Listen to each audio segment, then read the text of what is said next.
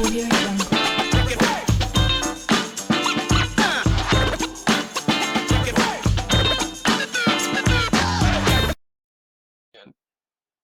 Donc, good. Juste allumer mon joint et on commence la famille. C'est samedi soir, hein, 23h, c'est normal que que je me crée un joint, là, tranquille, hein, tu sais. On est là, tranquille avec la famille. Vous êtes ma famille, donc c'est normal. Bon. Bon. Enlever le son, excuse-moi. Quel son? Tu vas dans paramètres utilisateur et tu peux enlever dans les notifications arrivées de l'utilisateur. Je pense que Paramètres. j'en ai marre de la vader. Moi comme toi dans l'air. Donc, Enlève le coca, donne. donne le verre du whisky. Le verre du whisky. Mets la Black Label, je veux pas de coca, moi, je veux du sec. Ah merde, ok, attends, je suis en train d'aller dans le. Il est où là? Donc, c'est où? Voix et vidéo? C'est où? Notification? Ouais, notification. Et c'est quoi? C'est arrivée utilisateur, arrivée utilisateur. Voilà, départ utilisateur, arrivée utilisateur. Merci frérot, t'as dead. Merci pour le tip. Très gentil. Moi en plus, tu sais, j'aide les gens dans la crypto, mais quand tu mets devant un ordinateur, je suis pourri là. Je sais même pas comment le formater, je sais même pas comment aller dans les paramètres. Je suis pourri là, comme vraiment. Euh, anyway. Bon, donc. Je vais pas trop perdre votre temps ce soir, la famille. Il est 11h07. Donc, j'ai un petit truc à vous montrer. Donc, venons. Pourquoi ça s'entend encore? Putain, c'est quoi ce délire? Attends, laisse-moi revenir encore. Paramètres utilisateurs. Je suis désolé, les gars. Et en plus, on attend les retardataires. Donc, on les laisse venir. C'est pas grave. On va où? Notification encore. Voix déconnectée. Je l'enlève elle aussi. Utilisateur déplacé. Je l'enlève.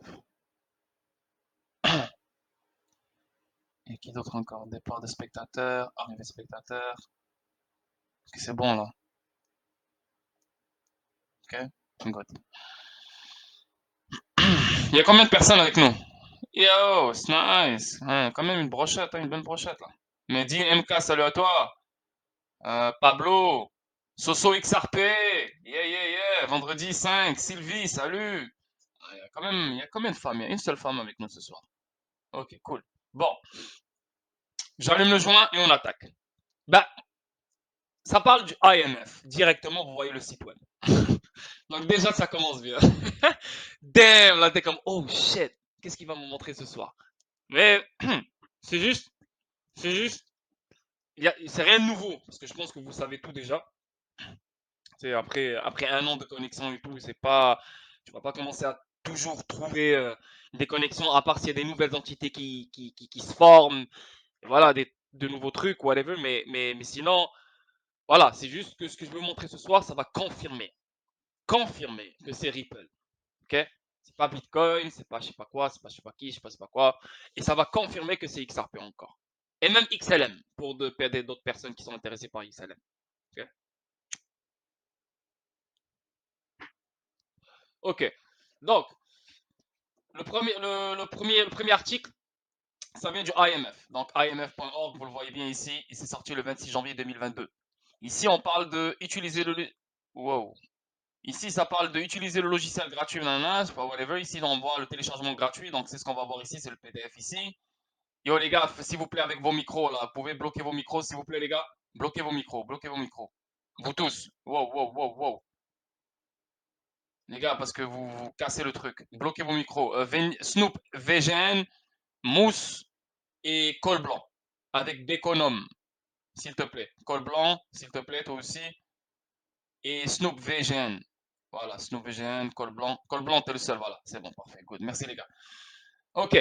Ici, on voit ok, donc blockchain, consensus, mécanisme, ça vient du AMF. Ici, on voit la technologie joue un rôle de plus en plus important dans les services financiers. Le rythme de l'innovation technologique étant de plus en plus rapide. Le rôle que jouent les nouvelles technologies dans la fourniture de services financiers devient de plus en plus fondamental. Les nouvelles technologies peuvent générer des gains d'efficacité pour les entreprises en réduisant les coûts. C'est déjà un truc qu'on connaît déjà, qui peuvent être répercuter sur les utilisateurs finaux. Elle peut accroître l'accès aux services et produits financiers pour les consommateurs, en particulier les plus vulnérables. Cependant, les nouvelles technologies peuvent également créer de nouveaux risques et des conséquences imprévues qui peuvent nuire à la stabilité, blablabla. Ok, on va pas tout lire, mais encore une fois, ça vient du IMF et c'est sorti le 26 janvier 2022, donc il y a juste une semaine. Et c'est ça le PDF, on le voit ici. Ça, c'est quelle page déjà? Page 10. Ok, c'est bon. Je vais monter en haut et on le voit bien ici. International Monetary Fund, IMF, FinTech Note. Et ça, c'est, voilà. Donc, on le voit bien ici. Distributed Ledger Technology Experiments in Payments and Settlements. Donc, paiement et règlement. On sait quel DLT est l'expert dans les paiements et règlements. On a déjà vu Christy Lagarde dans le temps quand elle était le chef du IMF assise avec Brad Garlinghouse. Et on sait que Chris Larsen, 2 fois, il a assisté. Il était membre du IMF. Pourquoi? Non, juste parce que pour sa belle gueule. Ah non, il est beau gosse. Donc on le, on le met dans le groupe. Non, non, vous savez exactement pourquoi la famille. Bref. Et si on descend dans la page 10, donc le PDF au complet, il est intéressant, il y a plein de parties qui sont quand même bonnes, mais on va pas décortiquer tout le PDF. On prend les meilleures parties, on comprend, le message est bien rentré, il est bien compris, on avance. Donc ça, c'est la partie qui m'intéresse le plus. Elle est bien là, vous la voyez bien ici, la partie à droite. Donc je l'ai traduite ici. Et je vais la lire, mais il y a une partie qui est intéressante dans cette partie-là. Et ouvrez bien l'oreille. La DLT permet aux entités d'effectuer des transactions dans les systèmes de paiement et de règlement sans nécessairement s'appuyer sur une autorité centrale pour tenir un grand livre unique. Oh, ça me rappelle quelqu'un, ça. Ça me rappelle une technologie ici, hein, sans une entité centrale. XRP Ledger, c'est une entité aucunement centrale, décentralisée, que personne ne contrôle. C'est un truc universel. Okay? N'importe qui peut ouvrir une node là-dedans, travailler là-dedans, whatever ce qu'il veut faire, vous le savez tous. Les réseaux DLT peuvent être ouverts ou fermés, avec autorisation, en fonction de leur politique de participation. Divers protocoles DLT ont été utilisés jusqu'à présent dans le cadre d'expériences menées dans des systèmes de paiement et de règlement de titres. Donc, des systèmes de paiement et des règlements de titres. Divers DLT ont déjà fait l'expérience. Depuis toutes ces années, on le sait déjà bien, après toutes les connexions que je vous ai montrées. Un protocole de validation définit comment les transactions sont validées et incluses dans l'historique global des transactions. Les principaux objectifs de l'historique des transactions sont d'empêcher les doubles dépenses et de réconcilier les parties distribuées du grand livre. Les informations décentralisées pourraient facilement être copiées et réutilisées sans mécanisme de prévention de la double dépense. Les principales différences entre les protocoles DLT résident dans la construction du mécanisme de consensus. Good. Deuxième point que j'aime ici, c'est que ça me rappelle une technologie que je connais très bien, Ripple, qui est basée sur un protocole de consensus. Ok? Donc, il n'y a rien qui mentionne Ripple ni rien. Jusqu'à date, c'est des termes qu'on connaît, ok? Qu'on peut identifier facilement à Ripple, XRP Ledger, etc. Mais regardez maintenant la dernière partie, et c'est ça qui m'intéresse le plus. Et pour ça, j'étais comme, oh, stop, stop, stop, stop. D'autres connexions sont tombées dans ma tête et j'ai pu créer un stream en fait. C'est-à-dire comment la validation est effectuée et par quel type de validateur, par exemple des institutions, des entités privées ou publiques, des individus, etc. Lorsqu'il y a plus d'un participant validateur, ceux-ci doivent parvenir à un consensus sur l'historique de la transaction. Une autre différence essentielle réside dans la transparence de l'historique des transactions qui affecte la possibilité d'auditer l'historique des transactions. Bref, maintenant ça c'est la partie la plus importante, c'est-à-dire comment la validation est effectuée et par quel type de validateur. C'est ce qui fait la différence entre les DLT. Tu vois ce que je veux dire? Donc le fait que, je vous donne un exemple,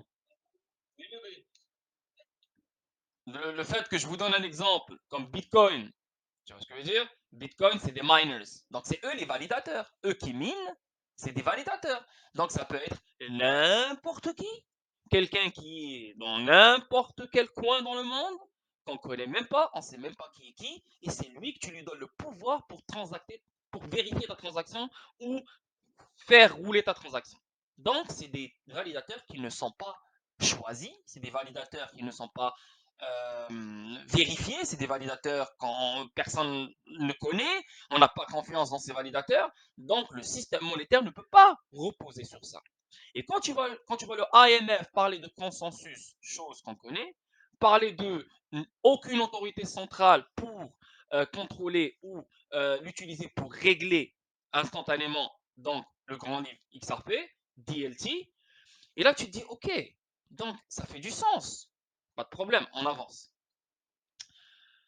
Ici encore venant de même chose, ça c'est quelle page? Page 19. Même chose, venant, encore une fois, je viens de trouver IMF. Et lui, il est sorti en 2022. Même chose, janvier 2022. Donc, deux PDF qui sont sortis en 2022. Et lui, c'est Blockchain Consensus Mechanism, a Primer for Supervisors. Donc, c'est pour les superviseurs. Et là, ça parle de Parma Baines. J'ai pas fait des recherches dessus. Là, je viens d'y penser. J'aurais dû faire des recherches pour savoir c'est qui cette. C'est quoi? On va le faire live. Parma Baines. Et cette femme-là.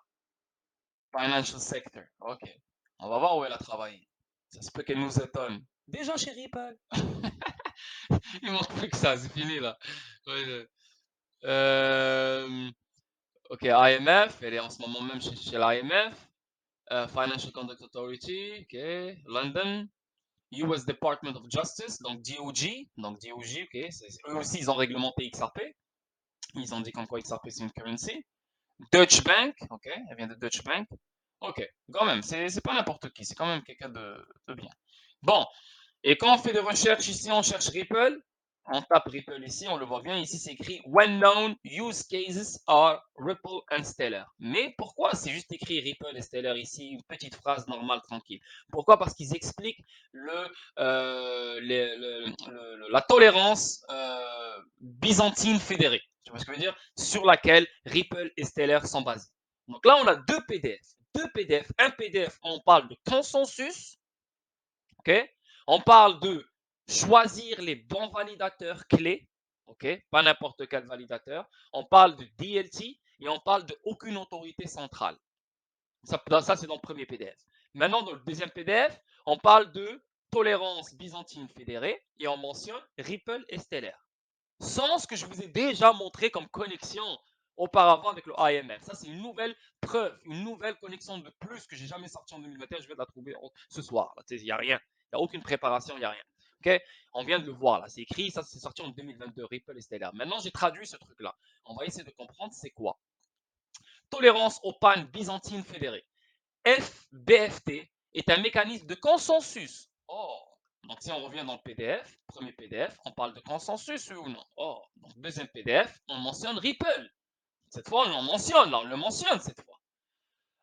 Qui vise à résoudre des problèmes de centralisation avec une plus grande évolutivité. Dans les mécanismes BFT décrits ci-dessus, les identités de tous les participants sont connues.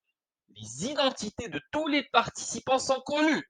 C'est pas comme la connerie là de Bitcoin, de merde, de je sais pas quoi, des validateurs qui sont les miners, personne ne sait c'est qui. Cependant, donc comment tu veux reposer un système monétaire comme les Bitcoin Maxis, comme les cons là qui disent ouais, ça va aller à zéro, là, les deux clowns là qu'on voit sur les vidéos sur Twitter. Ouais, ça va aller à zéro. Comment tu veux qu'un système monétaire se repose sur des validateurs que personne ne connaît? Mais putain, moi, sérieux, man, je sais même pas comment une banque fonctionne et j'arrive à comprendre tout ça. Comment, sérieux, anyway. Cependant, dans FBFT, les identités de tous les nœuds n'ont pas besoin d'être connues. L'adhésion est donc ouverte et le contrôle peut être décentralisé.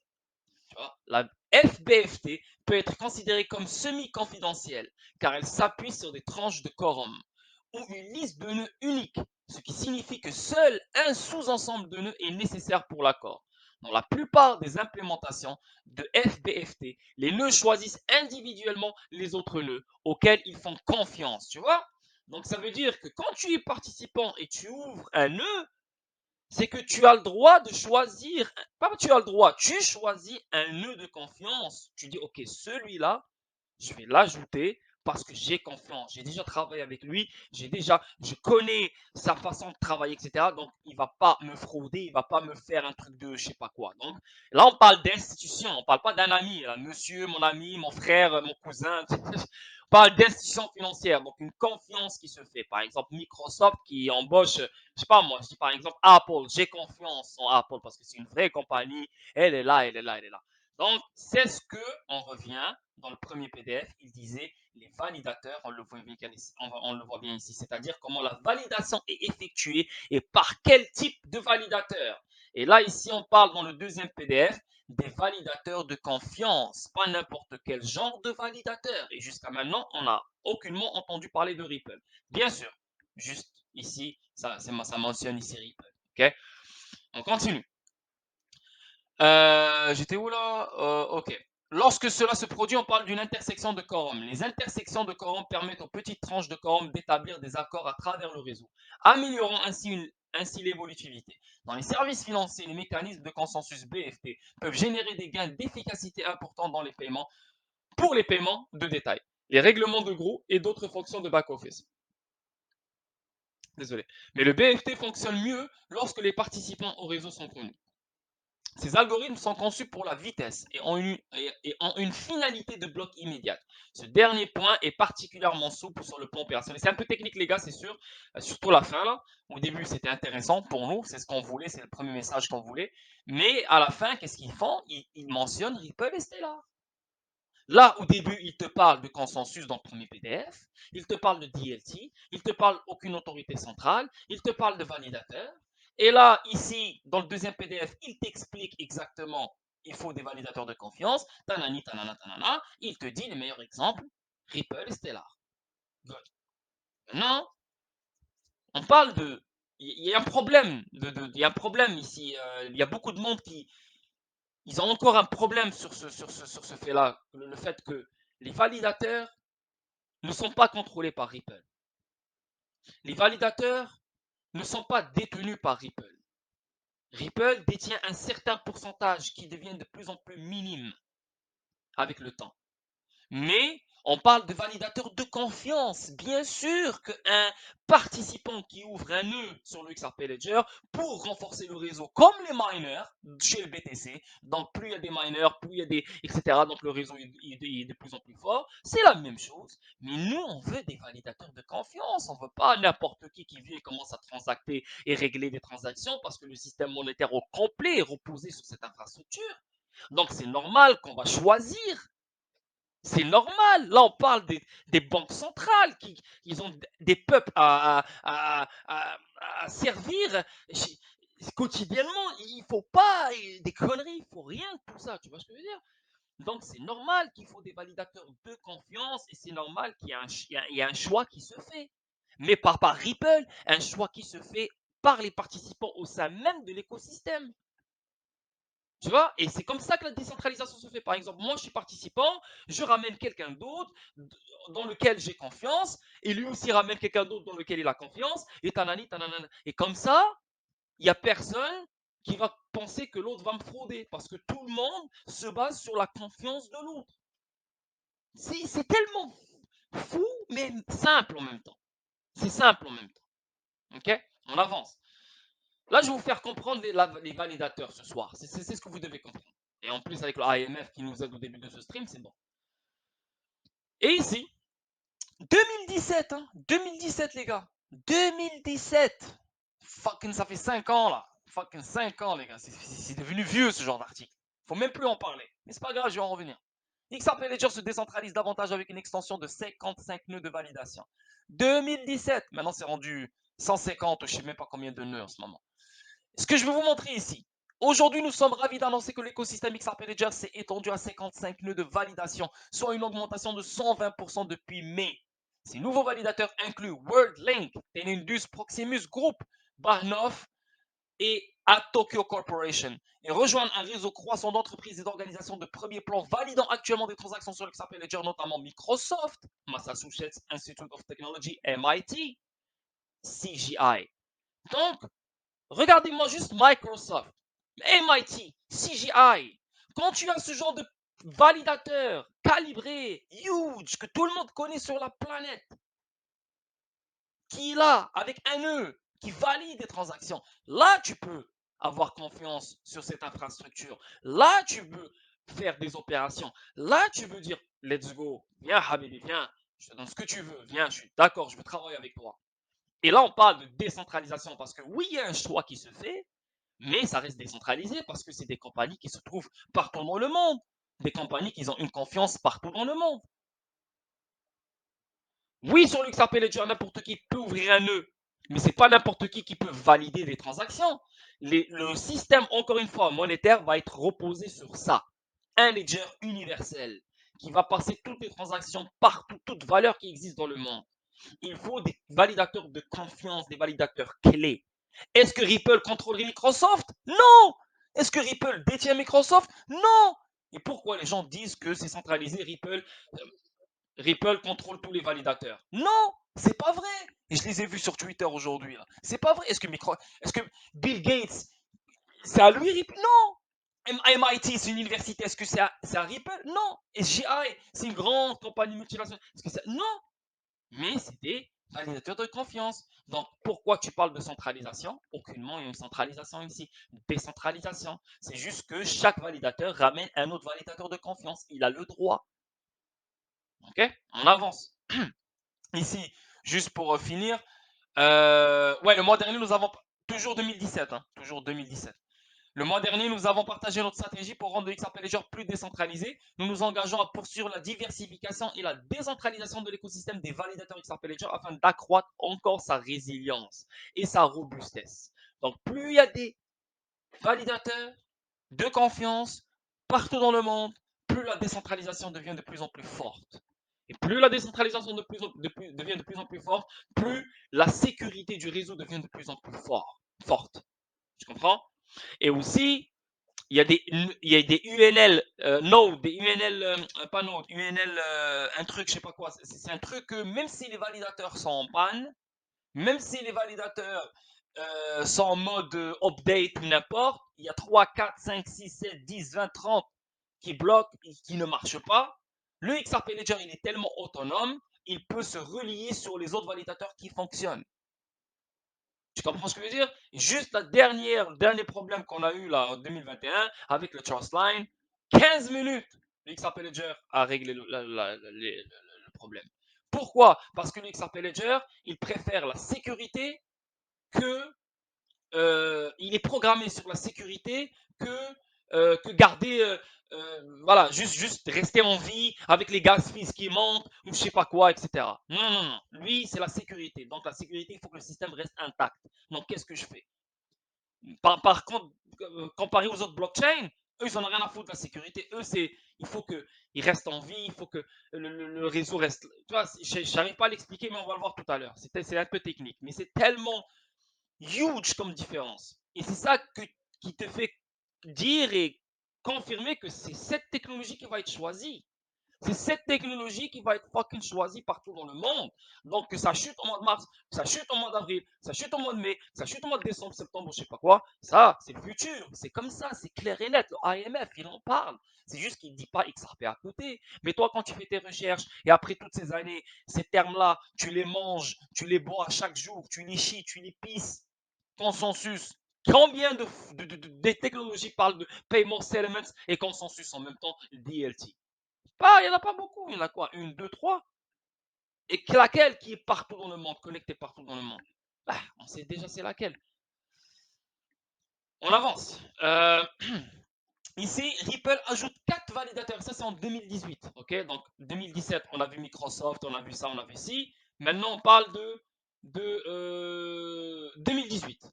Et là, ici, on voit, on vient de voir, bah, on a lu ça, Banhub. Hein, ces 4 validateurs sont Banhub, bah, c'est en 2017. Ça, c'était quelle date, ça? 17 juillet, 2 juillet, un an après. Ils sont en retard, ces gars-là. Ah, ils sont vraiment en retard. Mais anyway, attendez, ouais. Mais anyway, c'est pas grave, on s'en fout. Mais il y a 150 validateurs maintenant pour l'instant, là, ne vous inquiétez pas. Donc on s'en fout de ça, c'est juste une petite erreur que j'ai faite ici. Mais on va lire ici. Ripple a été constamment sous les feux de la rampe en raison des questions posées sur sa nature décentralisée ou son absence de décentralisation par les autorités et les membres de la communauté crypto. En mai, afin de décentraliser davantage le grand livre XRP, Ripple a publié ses plans pour la même chose. Apparemment, l'entreprise ne veut pas se précipiter dans la décentralisation comme il l'affirme. Bien sûr, mais bien sûr, Ripple est un pilier de base pour le monde entier, pour le système financier mondial. Bien sûr qu'ils vont prendre leur temps. La décentralisation du XRP Ledger est un processus qui a commencé dès sa création. Donc, ça veut dire depuis 10 ans que le XRP Ledger est décentralisé. Et il améliore sa décentralisation. Et se poursuit depuis. Nous n'avons intentionnellement pas précipité le processus et avons fait des progrès continus depuis le début.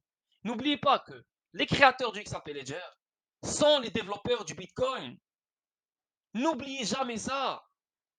N'oubliez jamais ça. Si les gens du Bitcoin ont réussi à créer le Bitcoin qu'on connaît maintenant, tu penses que l'XRP Ledger c'est une joke? C'est une arme encore meilleure que Bitcoin. C'est les mêmes personnes, man. C'est les mêmes personnes, les gars. C'est les mêmes personnes. Vous devez vraiment rentrer ça dans votre tête. Bitcoin, XRP, c'est la même chose. XRP, c'est Bitcoin 2.0. Finito. Donc là, on est assis sur la meilleure technologie qui existe dans le monde pour les paiements et les règlements parce que Bitcoin a été créé pour les paiements et les règlements. Parce que si, vu que c'est les mêmes développeurs, les mêmes créateurs, s'ils voulaient que Bitcoin prenne le rôle numéro 1, ils auraient déjà amélioré son système depuis très longtemps. Pourquoi ils l'ont gardé comme ça depuis toujours 12 ans? Pourquoi? Pourquoi? Pourquoi? Parce que ils ont une arme qui est meilleure et ils ont compris ça en 2012. Ils ont compris ça en 2011. Ils ont compris ça en 2010. 2 ans, 3 ans après, quand Bitcoin est sorti, ils ont dit stop, stop, stop. Ça, c'est trop là. Proof of work, ça peut pas aller trop loin. Mais tu as les clowns parce que tu fais de l'argent, tu as du mining, personne ne te contrôle, tu payes personne, tu donnes de l'argent à personne, tu payes des taxes à personne, tu fais ta vie. Donc pendant ces années-là, c'était happy land. Donc là, les gens faisaient de l'argent. Donc ouais, Bitcoin, moi il m'a rendu riche, il m'a rendu milliardaire. Ouais, c'est l'argent du peuple, c'est l'argent du ci, c'est l'argent. Parce qu'il parle de lui. Bien sûr, lui, ça l'a sauvé. Mais si tu parles du système monétaire actuel, ferme ta gueule, tu dis n'importe quoi. Ok, bref, on avance. Ils ont en outre parlé de la solution qui consiste à diversifier l'écosystème des validateurs pour augmenter encore la résilience et la robustesse. Selon l'équipe, cela aidera également le XRP à devenir l'adoption mondiale en tant qu'actif numérique pour les paiements. XRP à devenir l'adoption mondiale. Plus le XRP Ledger devient de plus en plus fort, plus RippleNet embauche des clients sur le réseau privé qui est RippleNet, plus XRP va exploser. Tu comprends? Plus les XRP Ledger, à l'intérieur, on ajoute des fonctionnalités, pas trop, pour ne pas niquer les fonctionnalités qu'il a déjà, qui sont très fortes et sont très en avance de leur temps, comme par exemple la vitesse, les paiements, etc., pas de frais, etc. Mais tu as l'échelle latérale fédérée. Donc, à travers l'échelle latérale, regarde, tu as l'XRP Ledger qui est la technologie numéro 1 qui est la plus folle. La technologie numéro 2, c'est l'échelle latérale fédérée. Parce que c'est elle qui va créer plein de maisons pour XRP. Donc, sa première maison qui est vraiment chez lui, la maison de ses parents, de sa mère et son père, ça reste le XRP Ledger. Après, il aura la maison de son ami, la maison de sa femme, la maison de sa maîtresse, la maison de sa cousine, la maison de sa soeur, la maison de sa tante, la maison de sa... Plein! Il pourra circuler partout, c'est chez lui partout. Tu vois ce que je veux dire? Et c'est là l'adoption mondiale. Il a même dit, David Schwartz, il a expliqué dans une conférence, Bitcoin en plus. En plus, il a répété 2 fois. Anyway. Ici, voilà, les amateurs de Ripple. En diversifiant les validateurs sur XRP Ledger, l'objectif était de maintenir la fiabilité future du réseau et d'atténuer le risque d'un point de défaillance unique afin qu'il puisse fonctionner en toute sécurité. De plus, les performances de ces validateurs sont contrôlées par rapport à un certain critère qui comprend l'attestation publique, la disponibilité, la vérification d'identité et le taux d'accord de consensus. Tu vois? Donc le fait qu'on parle de ce genre de choses et le fait qu'il y ait une sécurité, une vérification comme ça accrue, là tu dis, ça donne confiance aux banques centrales, ça donne confiance au IMF, BIS, la Banque mondiale, ça donne confiance aux gens qui contrôlent le monde. Ah, ça c'est une plateforme qui nous permet de savoir qui valide les transactions. C'est pas n'importe qui, c'est pas un groupe terroriste Al-Qaïda, je sais pas quoi, là, qui a une autre Bitcoin, et voilà. Non, non, non. Tu comprends le délire? C'est normal, c'est logique. C'est logique. Ensuite, les validateurs attestés sont ajoutés aux listes de nœuds uniques, tu vois. Donc, les validateurs attestés, c'est pas n'importe qui valide des transactions. Tu as des validateurs parce qu'ils ont des nœuds, mais ça ne veut pas dire que tu as une nœud, ça veut dire que tu valides des transactions. Si tu as une nœud, tu sécurises le réseau. Mais aussi, tu dois être un validateur attesté, un validateur de plus. Tu as un cran de plus pour, euh, pour, euh, pour, euh, pour, euh, pour, euh, pour valider les transactions, modifier les frais et permettre les modifications. Donc, c'est pas n'importe qui va venir, il va faire des modifications sur le XRP Ledger. C'est pas n'importe qui va venir, il va faire des votes. C'est pas n'importe qui va venir, il va modifier les frais. C'est les validateurs clés, des validateurs de confiance. Entre eux, ils vont faire un vote. Est-ce qu'on brûle? On ne brûle pas. Donc, ça veut dire que Microsoft, elle a un truc à dire. MIT, elle a un mot à dire. Tous les validateurs qui existent, on va voir la liste, ils ont un mot à dire. Est-ce qu'on brûle? On ne brûle pas. Est-ce que Ripple contre Microsoft? Non. Est-ce que Ripple contre MIT? Non. Est-ce que Ripple contre SCI? Non. Donc, ça reste un consensus, ça reste une gouvernance basée sur un consensus. C'est démocrate, c'est démocratique tout ça. La majorité gagne sur la minorité. Ok? Est-ce que ça va tout le monde ou pas? Est-ce que je vois personne là? Est-ce que c'est différent comme stream? Est-ce que ça va? Allô? Yo. Yo, je parle tout seul depuis tout à l'heure? Non. Allô? Yo! Vous regardez mon écran ou pas, les gars? Yo, vous me faites flipper. Les gars! Yo, ok, vous m'entendez? Vous regardez l'écran aussi, vous voyez tout? Ok, c'est bon, shit. Ok, ok, c'est bon, thanks. Donc, yeah, comme l'indique le blog, l'objectif est de devenir plus décentralisé que Bitcoin. Bitcoin n'est pas décentralisé, n'a jamais été décentralisé depuis le début. Pourquoi? Parce que le power, on l'appelle le hashage a toujours été contrôlé par les Chinois, par les plus grandes compagnies de mining en Chine. Donc, il n'a jamais été décentralisé. Donc, ça veut dire que l'XRP Ledger, depuis le premier jour qu'il a existé, il a été décentralisé.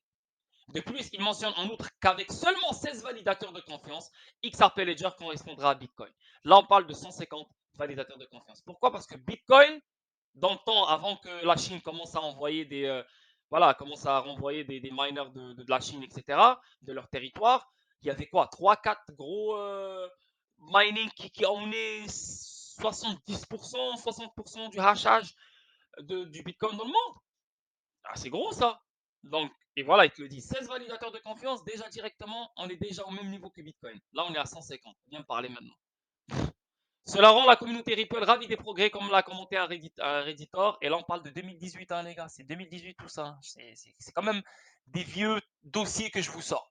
Mais parce que Twitter, à chaque fois, je sais pas, ils ont leurs règles, des fois, leur menstruation. Et là, ils te sortent des vieilles idées. Et là, ils commencent à débattre sur cette idée de merde.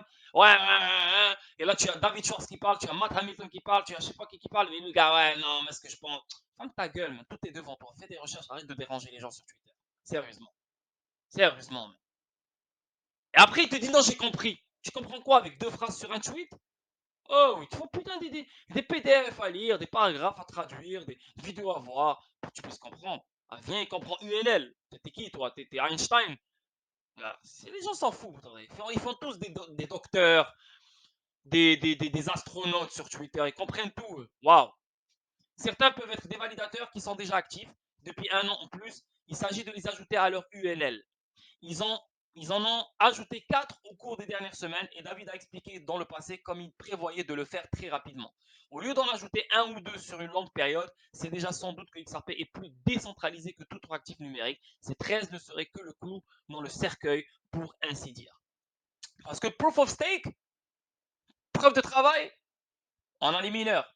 Proof of Stake, ceux qui ont le plus de coins du réseau, le coin de ce réseau-là, quelconque, que ce soit comme par exemple Ethereum, bah, c'est eux qui contrôlent le réseau. C'est ça Proof of Stake. Donc si tu possèdes un gros pourcentage de Ethereum, bah, ça veut dire que tu contrôles le réseau. C'est ça Proof of Stake. Donc ça ne marche pas.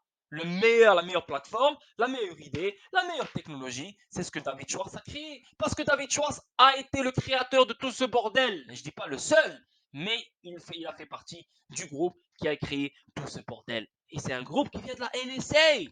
Aussi simple que ça, ils ont tout étudié. Tout ce que Solana a créé, tout ce que les autres plateformes créent, ils l'ont étudié parce qu'ils savaient quel genre de monstre ils ont créé. Ils savaient. Oh, oh, la NSA, man, la NSA, man, ils peuvent te sortir une fourmi en Antarctique. Anyway. Donc, une énorme nouvelle, cela signifie que Ripple n'a plus 80% des validateurs dans sa propre liste, tu vois.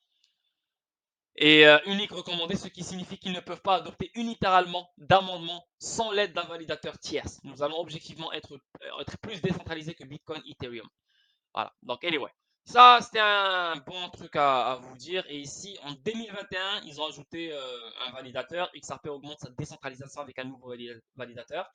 Et là, on le voit, c'est qui déjà ici? Ça parle de... Ah, voilà, c'est la société américaine de blockchain Pack Global a annoncé qu'elle gère désormais son propre nœud pour valider les transactions sur le XRP Ledger. Cette décision a augmenté le niveau de décentralisation de la 7e plus grande crypto-monnaie affiliée à la société de blockchain Ripple basée à San Francisco. Donc Pack aussi, c'est le dernier validateur qu'on connaît. On ne connaît pas d'autres, mais il fait partie des validateurs clés. Donc, XRP Ledger est exploité par une liste de nœuds uniques UNL, des validateurs de confiance, de IMF. Si on revient encore, le IMF, qu'est-ce qu'il dit? Qu'est-ce qu'il a dit? Il a dit clairement ici, s'appuie...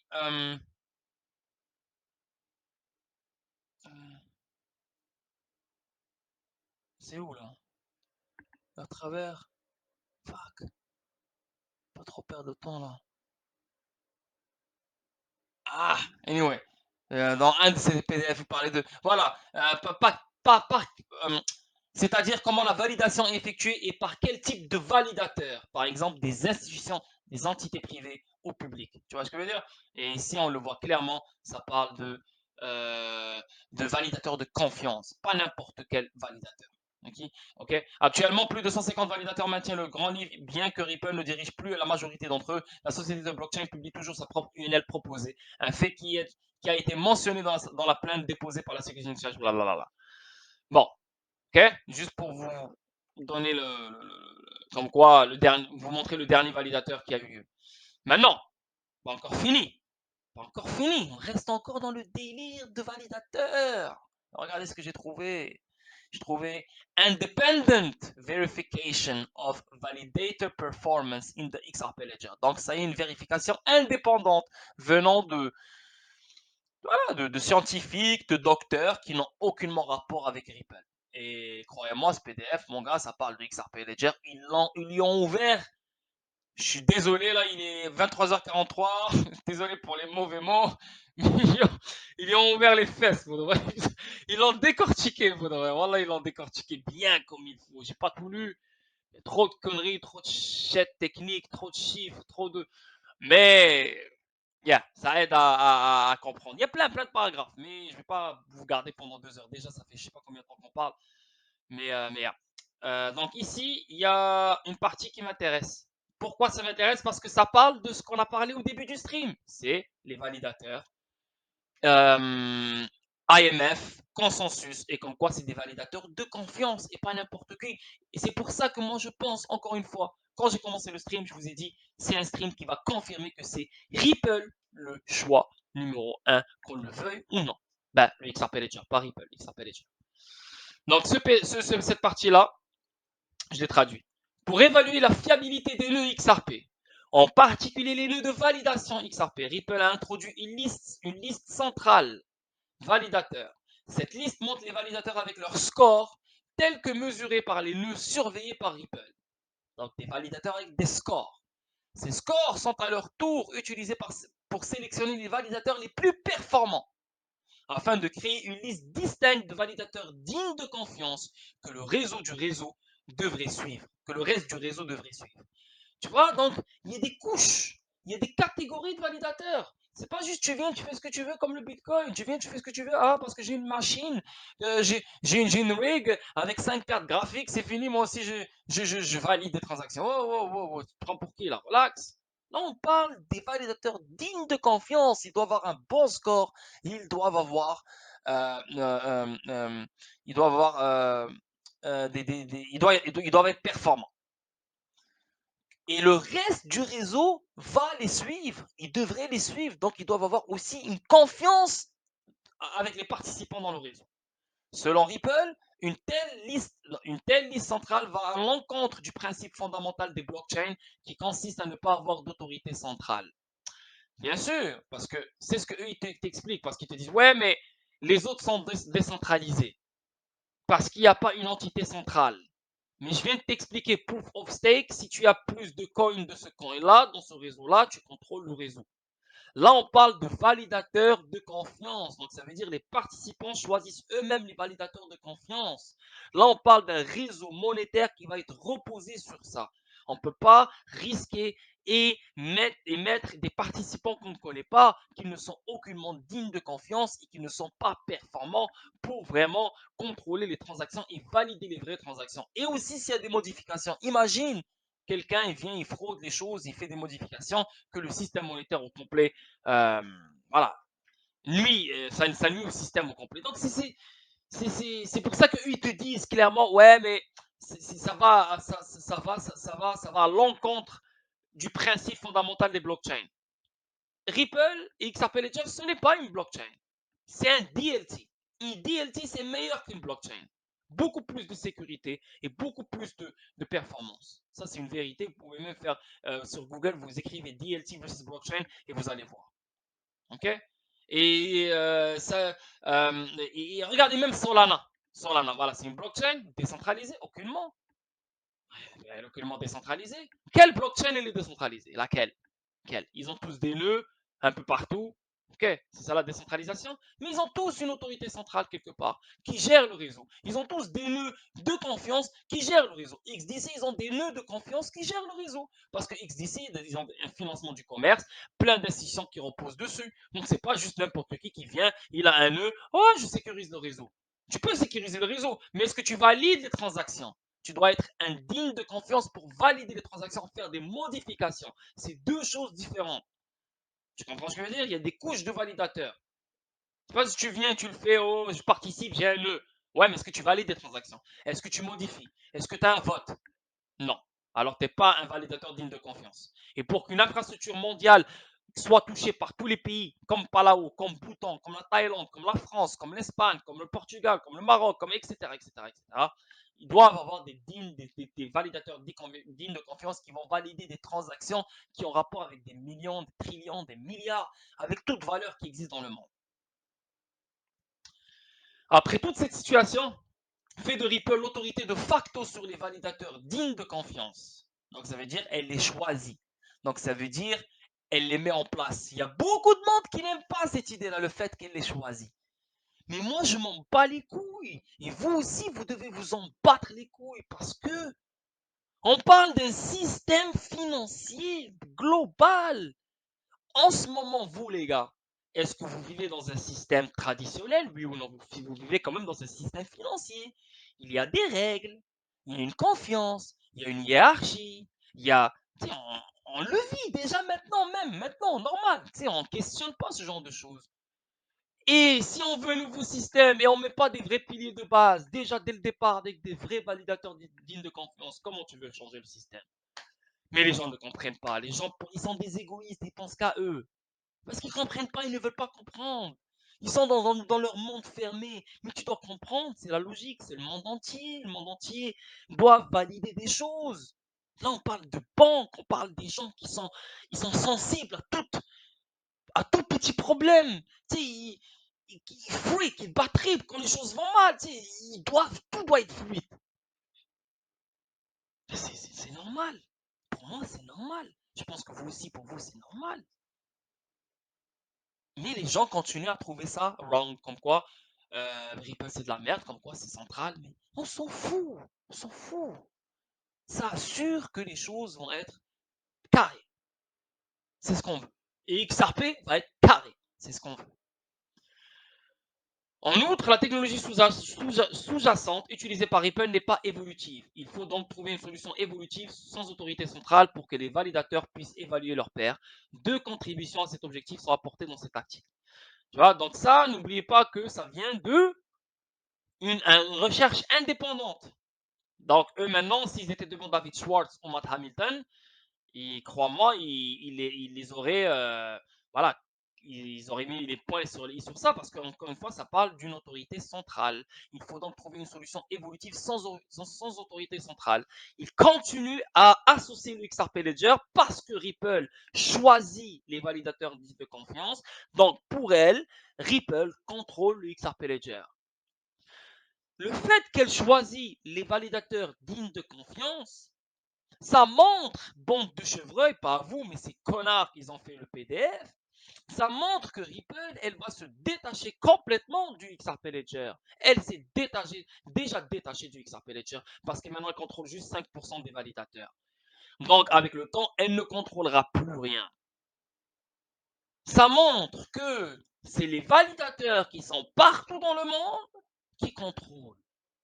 Là, on parle de level playing field, on parle de démocratie, on parle d'une vraie démocratie, on parle de décentralisation parce qu'on parle de chaque pays dans le monde. Donc, chaque banque centrale, chaque gouvernement, chaque institution financière importante pourra reposer sur cet écosystème parce qu'il y a des validateurs dignes de confiance qui valident des transactions, c'est pas n'importe qui. Et là, tu parles d'une autorité centrale parce que Ripple choisit les validateurs dignes de confiance. Pour moi, je trouve aucunement mauvais que Bitcoin, t'en parle pas. Tu penses toujours que c'est Satoshi Nakamoto. Tu penses toujours que voilà, n'importe qui vient, voilà, commence à miner, commence à valider les transactions, tranquille, ils passent ou ils passent pas, ils en ont rien à foutre. C'est eux-mêmes qui choisissent quelle transaction passer, dépendamment des frais, pour qu'ils empochent plus de frais dans leur poche. Oh, wow, on est où là? Ah, mais non, ça dérange personne, non, c'est tranquille, non, c'est. Pourquoi? Parce qu'il n'y a personne derrière Bitcoin. Et Ripple, elle aurait pu ne pas être derrière le XRP Ledger. Et le XRP Ledger, comme ça, il sort de nowhere, comme ça. Mais là, comment tu veux qu'il sorte de nowhere s'il n'y a pas. Comment tu veux que les gens reposent sur une technologie s'il n'y a pas un visage derrière la technologie? Et c'est pour ça qu'ils ont choisi d'être le visage du XRP Ledger et aussi les maîtres. Et t'as pas remarqué un truc? Le fait que c'est eux qui ont créé Bitcoin et le fait que eux qu'ils ont créé, le fait qu'ils ont créé, le fait que les développeurs Bitcoin, c'est les créateurs du XRP Ledger.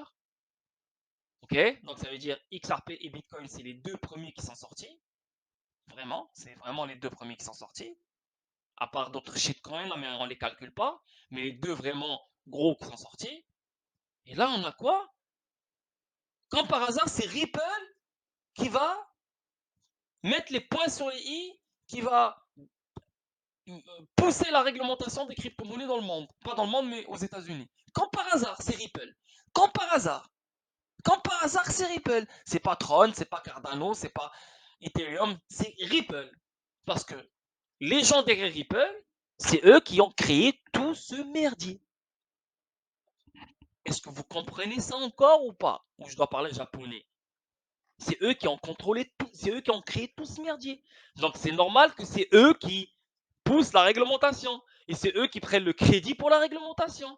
Ça confirme encore plus que c'est eux qui sont derrière tout ce merdier depuis le jour numéro 1. Putain, ce stream, moi je suis chaud, je sais pas qu'est-ce que j'ai, on dirait que j'ai. On dirait que ça fait 1 an que j'ai pas streamé là, je sais pas d'où cette énergie sort, mais. Ah non, non. J'espère que vous aimez. Mais bon. Euh, Ça, c'est la liste. Ça, c'est la liste des validateurs, on les voit bien ici. Clairement, plein de validateurs ici. Toro Labs, Coil, BitHump, Harrington. Je vous ai déjà montré tout ça, mais c'est tu vois, Ripple, tu vois, il y a juste 1, 2, 3, 4, 5, 6, 7, 8. Tu vois, on a Bitro, on a Student. Ça, tous ceux-là, je ne sais pas c'est qui. Euh,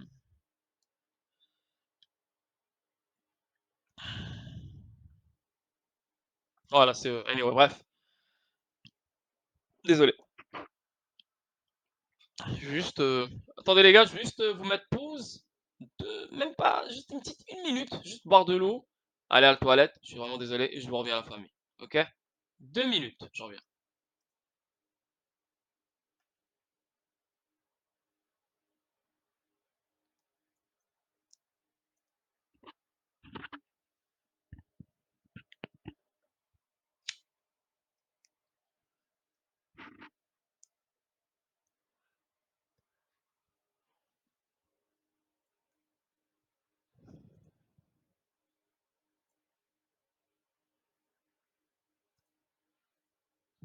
Ah, je suis stupide, je sais même pas pourquoi j'ai éteint là. Je suis désolé, je reviens. Désolé la famille.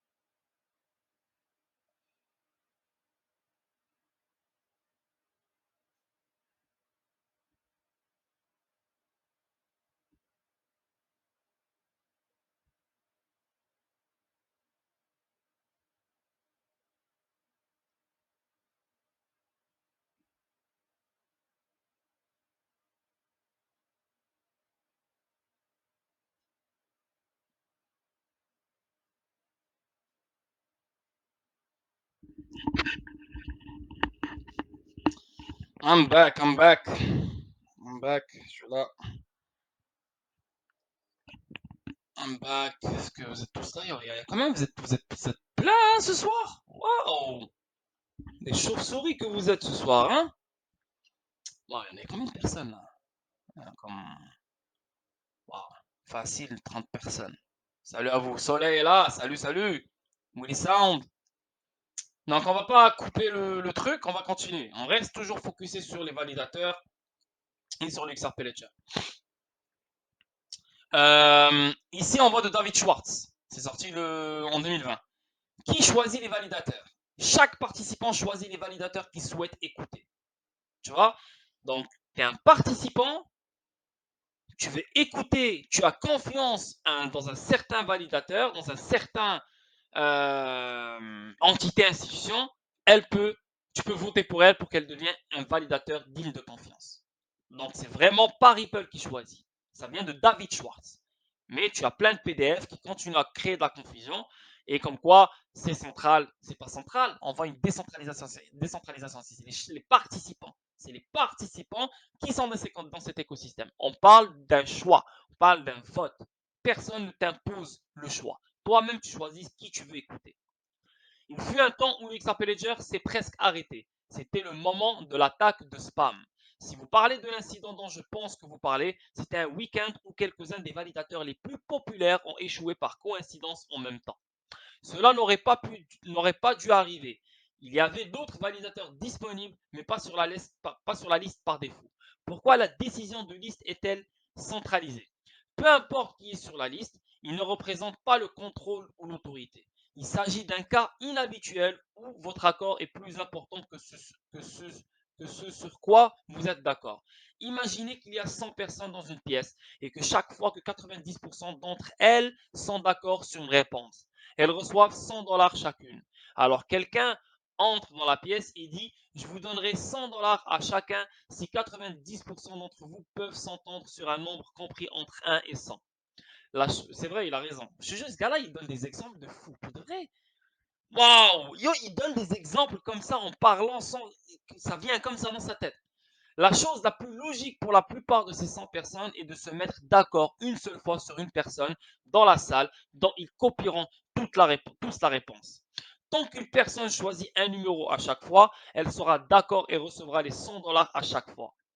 Bien sûr, si cette personne arrête de choisir des numéros, elle devra choisir une autre personne à copier. Mais tant que cette personne continue de choisir des numéros, tout le monde gagne à chaque fois. C'est le cas des validateurs XRP. Ce que les validateurs choisissent n'a pas vraiment d'importance. Ils résolvent le problème de la double dépense. Ah, la double dépense. Ah, est-ce que vous êtes comme moi ou pas? Je pense pas. C'est pour ça que je suis Lord. Non, pas Lord de Dieu, non, mais c'est pour ça qu'on m'appelle Lord et vous m'aimez. Regardez, pendant que tu es en train de lire, ta tête, elle fonctionne et directement, je viens de faire une connexion. Ils résolvent le problème de la double dépense. C'est pour ça que quand tu fais des recherches et tu lis, il faut que tu te concentres. Est-ce que vous vous rappelez de ce terme? On l'a vu aujourd'hui ou non? On l'a vu tout à l'heure. On l'a vu où? Dans un PDF IMF. Et on va essayer de trouver. Parce que là, je ne me rappelle plus dans quel spot. On va essayer de trouver. Parce que ça parlait de quoi? Ça parlait de système, de consensus. Les informations décentralisées pourraient facilement être copiées et réutilisées sans mécanisme de prévention de la double dépense. Ah! AMF parle de consensus, DLT, double dépense, validateur. Donc le IMF, dans ce PDF, elle me parle de XRP Ledger. Aussi simple que ça. Parce que quand tu vas là, et tu vois David Schwartz, il résolve le problème de la double dépense, les validateurs XRP. Résolvons comment le système progressera parmi des moyens tout aussi bons de progresser. Ainsi, si chaque participant conserve le droit de choisir son numéro comme il le souhaite, ils sont tous gagnants. S'il identifie une personne fiable et copie leurs réponses, peu importe les réponses que cette personne donne, car elle n'utilisera cette personne que pour résoudre les choix également bons. Car les participants honnêtes ne seront en désaccord que sur des choix également bons. Tu vois? Donc des participants honnêtes. Pour qu'un système monétaire perdure des années et des decades et des décennies, il faut des gens de confiance, des participants honnêtes et des validateurs dignes de confiance. Est-ce que ça, c'est compliqué à comprendre? Et là, tu as des groupes de personnes, des idiots, des fanatiques qui pensent que le monde pourrait fonctionner juste parce que Bitcoin existe. Il ne faut pas être bête. Malheureusement, c'est des gens qui sont diplômés, des gens qui ont étudié dans le système, des gens qui ont travaillé, des gens qui savent comment les choses fonctionnent. Mais quand par hasard, quand tu leur parles du Bitcoin, le mec, on dirait qu'il vient de l'âge de pierre. Il ne comprend plus rien. Tu le regardes, mais tu te dis, mais tu sors de où? Tu sors d'un trou de cul de chameau ou tu sors de où là? Sérieusement là. C'est abusé. Le schéma de consensus et de validation du XRP Ledger sont en cours et j'ai proposé une idée qui réduira le risque que la perte du validateur entraîne des arrêts du réseau si cette amélioration avait été en place au moment de l'incident auquel vous faites préférence. Le réseau aurait toujours eu une marge de sécurité de plus de 25% contre l'arrêt, même pendant cet incident. Les pires conditions que l'XRP Ledger ait jamais connues. L'implémentation actuelle a une marge de sécurité de 20% contre l'arrêt dans des conditions normales. Tu vois, donc il a des pourcentages. Il sait quand s'arrêter, s'il doit s'arrêter, il a des marges. Tu sais, il va pas, il s'arrête comme ça, comme Solana, il fait boum, ça s'arrête. Non, non, non. On voit ici un XRP, on voit un Ledger ici qui est intelligent. C'est pas, il réfléchit. Voilà, on dirait de l'intelligence artificielle en même temps, si tu veux. Il est important. C'est pour ça qu'il est très en avance de son temps, très très en avance. C'est pour ça que les gens ne le comprennent pas encore. Ça va prendre du temps. Quand ils vont le comprendre, anyway. Il est important de comprendre qu'il ne s'agit que de la sécurité du XRP Ledger contre l'incapacité de confirmer pleinement les transactions localement. Donc, il préfère bloquer les transactions ou ne pas les confirmer que perdre sa sécurité. La sécurité importe plus que les transactions. Parce que si la sécurité se fait compromettre ou quelque chose, tout tombe à l'eau. Donc, on préfère bloquer des transactions, ne pas confirmer des transactions, cracher sur des transactions et faire passer la sécurité du XRP Ledger. Il est programmé pour ça et c'est pour ça que c'est le meilleur choix. Ce qu'il a fait toutes les 7 secondes environ au cours des 6 dernières années, le réseau fonctionne toujours parfaitement bien en produisant de nouveaux registres. Cependant, les résultats doivent être considérés comme peu fiables, à l'instar des blocs de Bitcoin qui n'ont pas suffisamment de confirmation. Tu vois? Déjà ici, on parle de 7 secondes environ au cours des 6 dernières années. Le réseau fonctionne toujours parfaitement bien en produisant de nouveaux registres. Cependant, les résultats doivent être considérés comme peu fiables, à l'instar des blocs de Bitcoin qui n'ont pas suffisamment de confirmation. Le logiciel XRP Ledger est fortement biaisé en faveur de la sécurité plutôt que de la vivacité. Voilà, ça c'est le moment que je cherchais tout à l'heure. La vivacité. Les blockchains, toutes les autres blockchains sont basées sur la vivacité. Ils n'en ont rien à foutre de la sécurité. Solana, vivacité. Ethereum, vivacité. Tout le reste, vivacité. Et l'erreur qu'ils ont faite, ce n'est pas vraiment passer la sécurité en premier. C'est ça la différence. C'est pour ça que le IMF est avec Ripple. C'est pour ça. C'est pas parce que ouais ils ont des photos. Ah, Lord m'a montré des photos. Non, non, non, non, c'est pour ça. Voilà, là, tu comprends, là, maintenant. C'est pour ça, ce soir, j'ai préféré le faire dans le Discord. Là, vous comprenez pourquoi le Discord. Si tu es dans le Discord, C'est toi et ta chance. Si tu es là, tu vas écouter ce genre de choses que je suis en train de dire. C'est pas tout le monde sur YouTube dit ce que je suis en train de dire, que tu le veux ou non. Vous êtes tous témoins, c'est la vérité. C'est pas pour faire le prétentieux. C'est pour vous montrer le Discord à quel point, voilà, c'est pas une connerie. On apprend des choses. Et c'est pas parce qu'on a vu des photos de Blood Ganghouse, il est assez Christian Lagarde, que c'est fini, l'IMF va utiliser Ripple. Là, on comprend pourquoi. Le IMF, elle te lance des pics. Elle te lance des messages. À toi de lire entre les lignes. À toi d'être un lion, un tigre, un jaguar pour comprendre avec tes yeux de sphinx. Tu vois? Pour comprendre. Et là, tu fais les connexions. Là, tu dis, ok, là, c'est pour ça. Je comprends pourquoi le IMF va... Je comprends maintenant. Et là, maintenant, si je chiale sur l'XRP, je te jure, je vais aller me pondre. Tu comprends ce que je veux dire? Et on le voit ici, c'est le contraire de la conception de la plupart des autres blockchains qui privilégient fortement la vivacité à la sécurité. Cela signifie que dans des conditions extrêmes, l'XRP Ledger pourrait perdre de sa vivacité pour rester en sécurité. C'est ce qui s'est passé dans les trust lines. C'est ce qui s'est passé, les gens n'ont pas compris. Ouais, mais l'XRP Ledger, il a bloqué, il a eu un problème. Mais c'est quoi votre XRP Ledger? C'est de la merde. Non. Et c'est chien sale. Non. De 1, en 15 minutes, il s'est réparé tout seul. Aucune aide manuelle. Et de 2, il a préféré bloquer les transactions, faire monter les frais, bah, il y a les petits problèmes qu'on a eu, que me détruire totalement. Et c'est ce qu'il faut, et c'est pour ça que tout le monde va avoir confiance dans l'écosystème Ripple. Ok? On avance, on n'a pas encore fini. Putain, c'est un long stream, je pensais pas que ça allait être un long stream là. Ça fait combien de temps que je stream en ce moment, les gars? Est-ce que vous me suivez ou pas, les gars? Faites-moi un 1 sur le salon. Le salon, faites-moi un 1 ou yes, ou donnez-moi vos feedbacks. Est-ce que vous aimez votre stream ce soir, ce samedi soir? Dans le salon, allez tous dans le salon, écrivez-moi vos opinions, vos commentaires. Vas-y, j'attends la famille, s'il vous plaît. Allez, allez, allez, allez. Mousse, c'est le premier. Blau, incroyable, nice. Ça, j'aime ça, merci. Voilà, en plus, je le fais avec patience, je te jure. J'aurais pu mettre un film, mais même pas lourd. Nice. Vous aimez? Good. Ça fait du sens ou pas? Est-ce que ça fait du sens ou pas? S'il vous plaît, les gars, est-ce que ça fait du sens? Est-ce que ça fait du sens? Est-ce qu'on est fou? On n'est pas fou. On n'est pas fou. Vous venez tous des industries différentes. Vous êtes tous en train de travailler dans des spots. Vous avez tous de la famille qui travaille dans de la finance et tout. C'est logique ce qu'on est en train de montrer. On n'est pas fou. On n'est pas fou. Wallah, on n'est pas fou. On ne peut pas être fou. Ben c'est bon, je vous ai lu. Merci pour vos commentaires. On continue. Deuxième truc.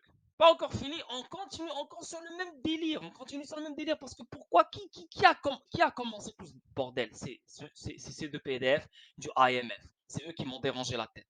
Hein? Et avec les mots qu'ils ont utilisés, oh! Et bien sûr, le reste a découlé. Pas encore fini. Pas encore fini. Pourquoi ça se traduit pas celle-là? Ok, ça se traduit. Ici, il y a 2 ans, encore une fois, David Schwartz. Et c'est pour ça que c'est ce genre de recherche qu'il faut faire. Vous allez sur Quora, je vais vous donner le. Vous êtes là dans le Discord, c'est pas grave, je vous le donne. Mais Quora.com, normal, vous allez ici. Vous avez des questions, par exemple, vous avez des questions en tête. Et sûrement que quelqu'un a déjà posé cette question quelque part. Mais Quora, c'est là où David Schwartz, il est vraiment. Il aime venir parler, répondre aux questions, etc. Il est vraiment souvent là-dedans. Et on sait c'est qui David Shore. Donc c'est très très bien de savoir qu'est-ce qu'il dit. Vous venez ici, vous écrivez XRP, vous écrivez RippleNet, vous écrivez XRP Ledger, vous écrivez validateur XRP, et là plein de choses vont sortir venant de David Schwartz et bien sûr de d'autres personnes. Donc et c'est comme ça que je fais mes recherches, c'est comme ça que je comprends. Donc je crée rien, je travaille pas pour Ripple, je connais pas David Schwartz, je connais rien de tout ça. C'est juste comme vous, mais juste je donne du temps. Regardez, 1h du minuit et je suis là en train de parler. Même moi ça renforce encore au lieu d'oublier parce que c'est des choses que tu oublies et tu n'arrives plus à les expliquer à un moment donné. Donc, le fait de faire ce stream encore avec vous, ça rentre dans ma tête et ça me garde encore plus serein sur mes affaires. On continue. Donc, revenons à notre deuxième truc sur David Schwartz. Et ici, ça part absolument pas, parce qu'il y avait une question. Ouais, Ripple contrôle-t-il le XRP? Voilà la question. Absolument pas. Le XRP Ledger est une technologie open source avec une solide communauté de développeurs. Donc, si Ripple devait disparaître, XRP et l'XRP Ledger resteront. Grâce à qui? Grâce à qui? Grâce à qui? On revient au PDF. On revient à ce que AMF a dit. Grâce aux validateurs dignes de confiance, c'est pour ça qu'ils t'ont posé la question quel type de validateur pour qu'un consensus soit choisi et top. Des validateurs type dignes de confiance. Pas n'importe qui. Et on les a vus sur le site de Ripple. Juste une petite brochette ici. Microsoft, MIT, SGI, WordLink, blablabla. OK? Pour que Ripple s'en va, il faut qu'elle mette en place le plus de validateurs dignes de confiance dans le monde pour que la décentralisation soit forte et solide. Eux, ils ont un niveau, ils ont un ratio, ils ont un objectif, ils ont un bon, dès qu'ils vont arriver, ok, c'est bon, on se retire. Mais nous, on ne le connaît pas, on ne va jamais le connaître. De par sa conception, XRP est un actif numérique, indépendant et les transactions sont validées de manière complètement décentralisée via le processus de consensus. Revenons encore au PDF de IMF, ça parle de consensus. Ok? Les transactions validées, ça parle de consensus dans le PDF IMF. Ce qui signifie que les parties prenantes du réseau sont celles qui alimentent collectivement les transactions et non un individu ou une entité. Et on le voit clairement dans le PDF, ici, mentionné. Oups. Wow, consommation, double dépense. Bref, on le voit ici. C'est-à-dire comment la validation est effectuée par quel type de validateur, par exemple des institutions, des entités privées ou publiques, des individus. Lorsqu'il y a, là, il te parle de tous les DLT qui valident. Donc ça veut dire les individus, ça c'est Bitcoin. Bitcoin, les mineurs, n'importe qui peut miner, ben c'est des individus qui peuvent devenir des miners, donc ils deviennent des validateurs. Entités privées ou publiques, institutions. Mais là, si on revient ici, ce que David Schwartz il dit ce qui signifie que les parties prenantes du réseau sont celles qui alimentent collectivement les transactions et non individu ou une entité. Donc, regardez comment, j'aime pas faire le prétentieux, mais regardez comment, quand tu es passionné par la chose, regarde comment tu lis entre les lignes, ça vient tout seul réflexe. Il te dit non, un individu ou une entité. Quand tu reviens dans le PDF du IMF, regardez qu'est-ce qu'ils te disent. C'est-à-dire comment la validation est effectuée par quel type de validateur. Par exemple, des institutions, des entités privées ou publiques, des individus. David Schwartz, il te dit, pas d'individu, pas d'entité. Donc c'est qui? Institution. Oh my fucking god. Qui contrôle le monde? C'est les institutions. Qui valide les transactions? C'est les institutions. Hein? Ni entité privée, ni publique, ni individu, ni que ta mère, là, pas besoin de toi. Institution pour que le système monétaire soit tranquille et évolue pour les prochaines décennies à venir. Ben voilà, on vient de faire une autre connexion, comme quoi le Ripple, le protocole Ripple is the best. Ok, continue. Voilà.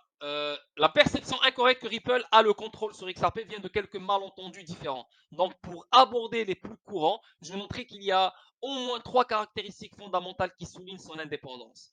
Utilitaire, XRP est actuellement utilisé pour les paiements qui existent avec ou sans Ripple. Okay. Propriété, XRP ne représente pas une part de Ripple. Si vous possédez XRP, vous ne possédez aucune partie de Ripple, la société, ça c'est vrai. Décentralisation. Ripple ne contrôle pas la grande majorité des validateurs qui servent d'écosystème robuste pour valider les transactions sur l'XRP Ledger. Ripple n'exploite que 7 validateurs XRP sur plus de 150. Et là, tu me parles de centralisation? Excuse-moi. Parce que là, on ne parle pas de preuve de travail. Preuve de travail, juste, tu peux avoir un validateur, un mineur, ou 2 mineurs, ou 3 mineurs qui peuvent avoir presque un grand pourcentage d'énergie. Du hash rate ou du hashage du Bitcoin. Tu n'as pas besoin d'avoir 150 ou je ne sais pas combien de personnes. Avec le consensus et l'écosystème de Ripple, il n'y a pas d'énergie, il n'y a pas de preuve de travail, ou miné ou je ne sais pas quoi, il n'y a rien. Donc, ça n'a aucun rapport. C'est toujours la majorité qui contrôle la minorité. Dans l'autre côté, c'est la minorité qui contrôle, même dans Proof of Stake. Tu comprends? Bien que Ripple possède une partie de XRP, cela ne nous donne pas le contrôle sur le réseau. Nos transactions doivent être approuvées par les validateurs comme tout le monde. Tu vois, même les transactions de Ripple, ça veut dire que, quelles transactions? Je vous explique. Les transactions qu'on voit des fois, pas des fois, mais chaque jour, Ripple, elle a envoyé 80 millions de XRP pour des corridors, pour alimenter des corridors, pour alimenter des échanges, blablabla. C'est des transactions qui sont approuvées par les validateurs. Mais quels validateurs? N'importe qui? Un individu?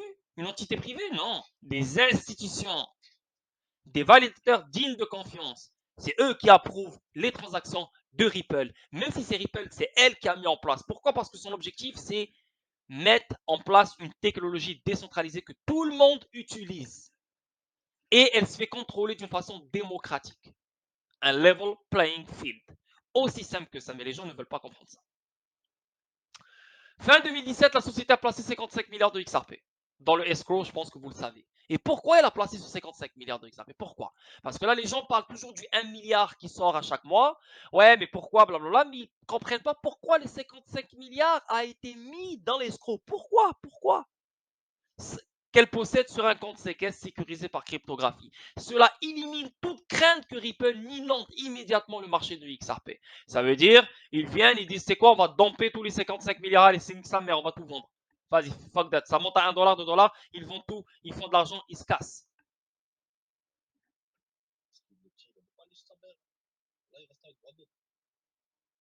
Je sais pas. Et je sais pas. Yo, je sais pas quelle langue t'as parlé toi frérot, mais et, tu m'as fait flipper là, Baudouin, j'ai eu peur. Bon, donc 55, ouais, donc tu m'as fait perdre le putain, tu m'as fait perdre le fil. Ouais, donc ça élimine toute crainte que Ripple inonde immédiatement le marché. Donc s'il n'y avait pas le 55 milliards, s'il n'y avait pas le escrow, jusqu'à maintenant Ripple, elle n'aurait pas réussi ce qu'elle a fait. Elle n'aurait pas réussi ce qu'elle a réussi. Elle n'aurait pas eu les partenariats qu'elle a mis dans sa poche. Elle n'aurait rien eu tout ça. Pourquoi? Parce on l'aurait toujours blâmé. Hey, toi, tu as toujours les 55 milliards de XRP dans ta poche. Là, tu ne peux pas dire que c'est dans ta poche. Les gens cons, les gens avec une petite cervelle de truite ou de poisson rouge, ils ne comprennent pas ça.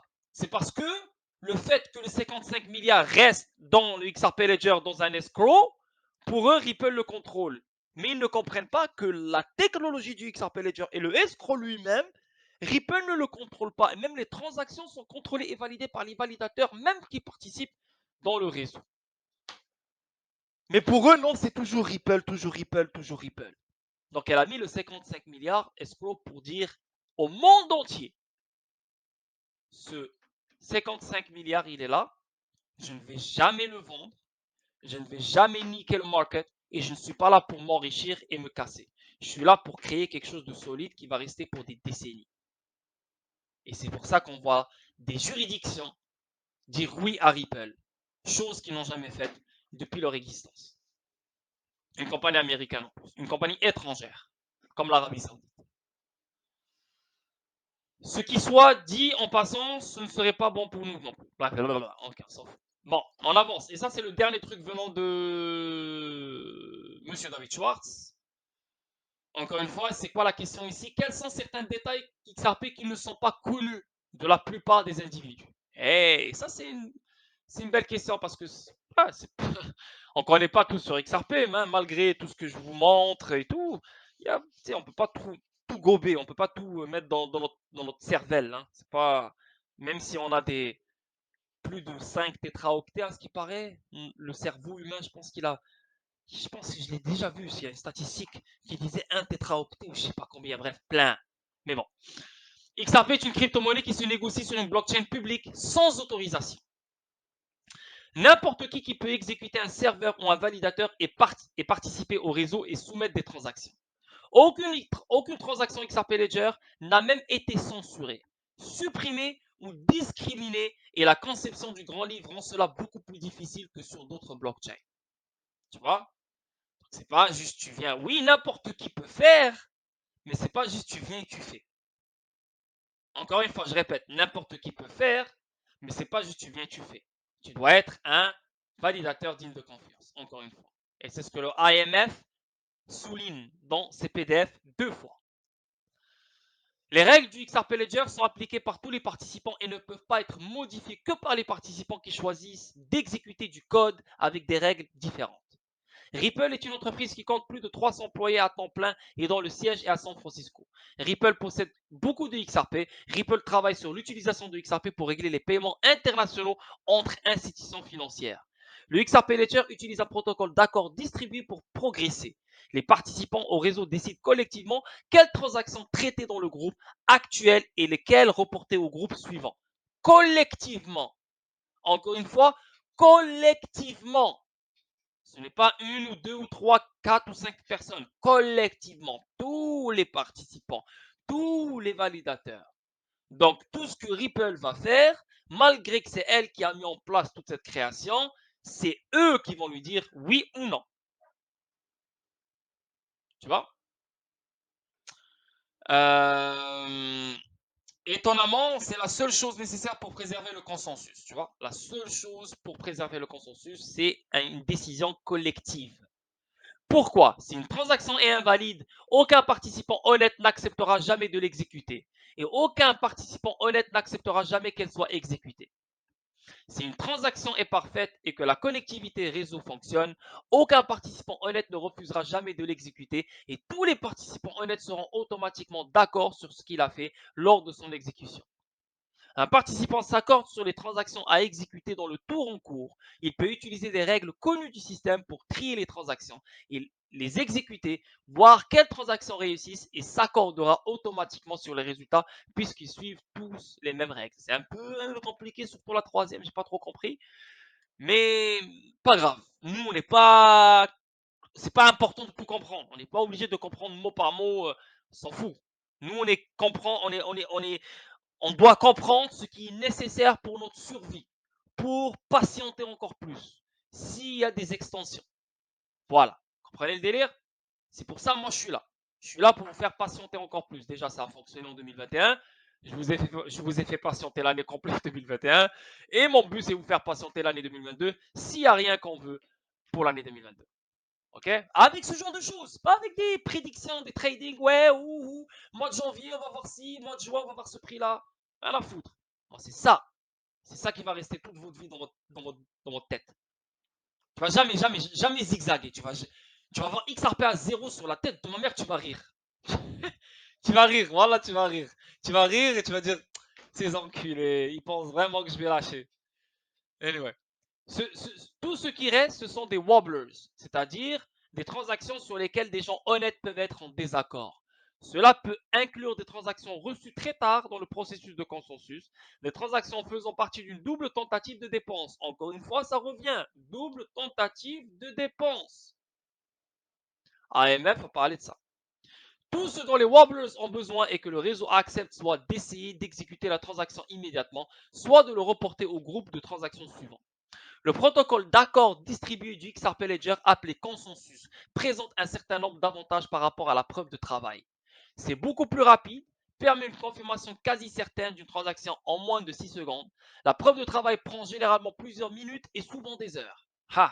C'est beaucoup moins cher. La preuve de travail peut coûter des millions de dollars par jour. C'est vrai, parce que tu as besoin de matériel. Donc, si en sachant que le monde entier doit reposer sur la preuve de travail, donc il te faut toute l'énergie du monde entier, il te faut des matériels de ouf. Putain, c'est tellement illogique et les gens continuent à croire à ce bordel. C'est beaucoup plus résistant à la censure. Chaque mineur a toute liberté pour mettre les transactions qu'il souhaite dans les blocs qu'il exploite. Il n'y a pas de dictateur pour les blocs dans l'XRP Ledger. Voilà, ça je le disais, ça c'est ma phrase, je le disais depuis longtemps. Il n'y a pas de dictateur. Dans le mécanisme Bitcoin, les mineurs sont des dictateurs. Je décide quelle transaction passer. Tu penses vraiment qu'une banque centrale ou une banque connue dans le monde ou une institution financière doit faire passer des milliards et toi tu vas dire tu sais quoi, non, je vais passer celle-là. Non, elle, qu'elle va se faire foutre. J'aime pas JP Morgan. Je vais le faire attendre un peu. Tu vois ce qu'on est où là? Kim Kardashian ou quoi là? Ça marche pas comme ça. Tu vois ce que je veux dire? Mais on dirait qu'il faut parler aux gens comme s'ils étaient des enfants en fait, pour qu'ils comprennent. Je te jure. C'est plus décentralisé, les mineurs ont tendance à avoir des propriétés similaires car ils ont besoin d'énergie, bon marché et d'un accès au matériel. Cela a concentré l'exploitation minière dans certains pays. Bien sûr, donc les pays qui ont le moins l'énergie à faible coût, donc ça devient central parce que tout le monde va dans le même pays. On parle des mêmes compagnies qui vendent le même matos, donc c'est normal, on parle central, on va tous chez les mêmes personnes qui vendent le même matos, donc on a le même centre d'intérêt, donc ça veut dire un seul groupe qui gère ces outils-là, qui gère tout ce bordel-là, donc le monopole et central. C'est ce que les gens ne comprennent pas encore une fois. Cela a concentré l'exploitation similaire dans certains pays. La validation peut être effectuée par n'importe qui à faible coût sur le XRP Ledger. Tu vois, validation par n'importe qui. Mais ça veut dire, encore une fois, pas n'importe qui. Tu dois être un participant et de un, tu dois avoir un bon score, être performant. Et là, tu vas être digne de confiance. Bien sûr, tu seras choisi par Ripple pour devenir un validateur qui va valider les transactions.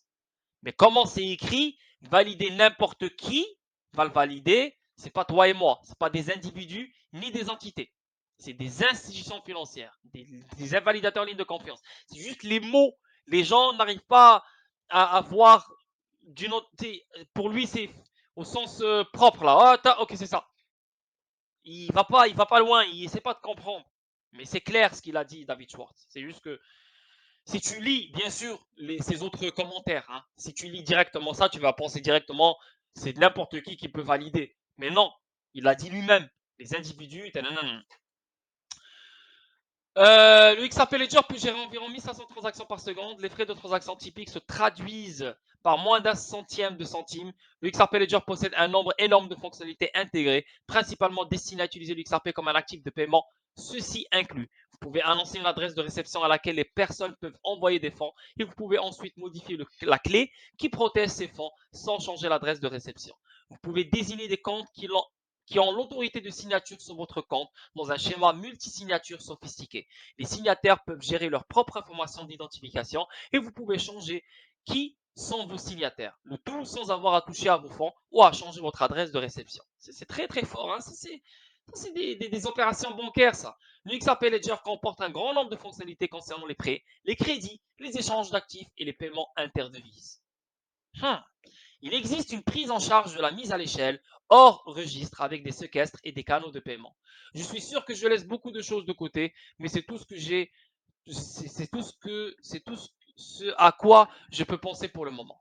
Et on te connaît, David Schwartz. Je sais que tu as plein de trucs dans ta tête. On avance. Ici, ça c'est quelques tweets venant de Matt Hamilton. Et ça c'est magnifique parce que ça date d'aujourd'hui.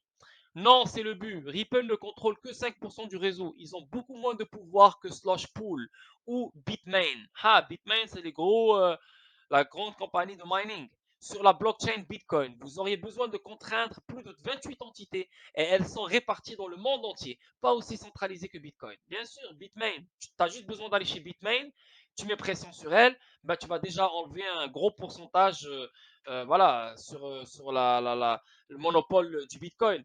Mais chez Ripple, il faut que tu vas avoir plus de 150 entités qui se trouvent partout dans le monde, dans d'autres juridictions différentes. Et vas-y, va mettre la pression sur chacune. C'est pour ça que les gens, quand ils parlent de burn, on va brûler l'entier, la Fed va buy back les XRP ou la Fed va brûler. T'es con, tu sors de où là? Sérieusement, tu sors de où là? Il faut que je crée un animal différent qui n'existe pas sur cette planète pour décrire ce genre de chevreuil. Toi, tu vis en France, tu as des validateurs qui sont en France, maintenant tu dois mettre pression sur des validateurs français pour qu'ils votent en ta faveur. Mais ils en ont absolument rien à foutre de ta gueule. Tu comprends? C'est comme ça que ça fonctionne. On avance. Ici, on voit encore le ledger XRP est plus décentralisé, notamment en raison de la manière dont les validateurs sont choisis. Tu vois? Avec le Bitcoin, vous êtes obligé de faire confiance aux mineurs qui ont le plus de puissance de hachage. Donc, n'importe quel mineur, tu n'as pas le choix de lui faire confiance. Avec XRP, chacun décide quel validateur il a sur son URL, donc sur la liste des validateurs dignes de confiance. Beaucoup plus décentralisé. C'est simple, c'est simple. Et je pense que ce soir, même ce soir, je le sens. Hein, les gens qui sont restés avec moi tard jusqu'à maintenant, minuit 30, je ne sais même pas combien vous êtes, je ne regarde même pas les gens maintenant en ce moment. Mais je pense que ce soir, vous avez compris. Même moi, là, ça fait longtemps qu'il me fallait ce genre de stream, le genre de rappel, le genre de you know. Les mineurs sont incités, les validateurs XRP ne le sont pas. Les mineurs ont tendance à se centraliser autour d'une énergie bon marché et d'économie d'échelle, d'où la moindre résistance à la censure que le XRP. Avec BTC, il vous suffirait de contraindre 3 à 4 entités à s'entendre pour attaquer le réseau. Donc, Bitmain et Slushpool et un autre truc peuvent attaquer le réseau du Bitcoin directement parce que c'est central. Tranquille, facile. Et là, le réseau peut tomber à l'eau. avec le XRP Ledger, tu dois attaquer tous les validateurs parce que grâce à la nouvelle fonctionnalité qui a été mise en place, David Schwartz il a annoncé, c'est que si un validateur tombe, tu mets la pression sur lui, tu enlèves le deuxième, tu enlèves le troisième, tu enlèves le quatrième. Le XRP Ledger va toujours mettre l'énergie, pas l'énergie, mais va toujours reposer sur les validateurs qui fonctionnent, même s'il reste un ou deux ou trois. Bien sûr que les transactions ne vont pas être aussi rapides, les choses vont s'affaiblir, mais la sécurité va toujours rester intacte et les choses vont toujours fonctionner. Tu vois ce que je veux dire? C'est ça la décentralisation. Malheureusement, les gens parlent de centralisation, décentralisation, ils ne savent même pas c'est quoi la décentralisation. C'est dommage. Et là, c'est un gars qui fume des joints, qui explique la décentralisation mieux que n'importe qui fait des PDF. Bande de cons. Voilà, ça m'énerve. Pour finir avec Matt Hamilton ici, il y a près de 1000 nœuds sur le XRP Ledger. Ripple n'a aucun effet de levier sur ces nœuds-là. Contrairement à Bitcoin, ils ne sont pas incités par le réseau. Il n'y a donc aucun effet de levier à utiliser contre eux. C'est pourquoi il est plus décentralisé et résiste mieux à la censure que Bitcoin. Clair et net. Clair et net. Clair et net. Et on le voit clair ici, tu vois. 4% que Ripple détient, Ethereum 57%, mining 58%. Comme il a dit Matt Hamilton, 3 à 4 compagnies se mettent contre Bitcoin et peuvent attaquer le réseau. Et maintenant, Ethereum qui va dans le proof of stake, ça reste la même chose, ça reste central parce que plus tu as des coins, plus tu gères le réseau, tu contrôles le réseau.